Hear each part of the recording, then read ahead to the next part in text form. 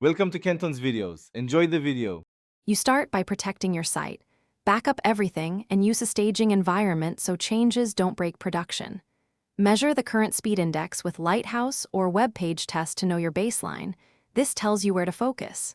Next, install a reputable caching plugin and enable page caching right away, then connect a CDN to offload static assets. Once done, clear caches and retest so you confirm the initial gains and set targets for the deeper optimizations coming next. You now attack the heavy middle work. Optimize images by compressing and serving next-gen formats like WebP, plus use responsive SRC set so devices get the right size. Inline critical CSS for above-the-fold content and defer non-critical CSS and JavaScript so rendering isn't blocked.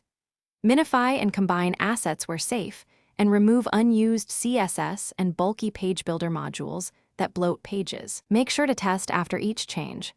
Progressive tests show which tweak. You finish by running a full audit and comparing your speed index to the baseline so you know the net gain.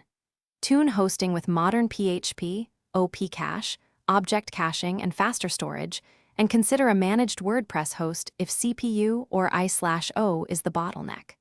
Monitor real user metrics and set up automated tests. If performance regresses, start troubleshooting by disabling recently added plugins or theme features. Then re-enable one by one to isolate the cause. This single-step rollback often finds the culprit quickly.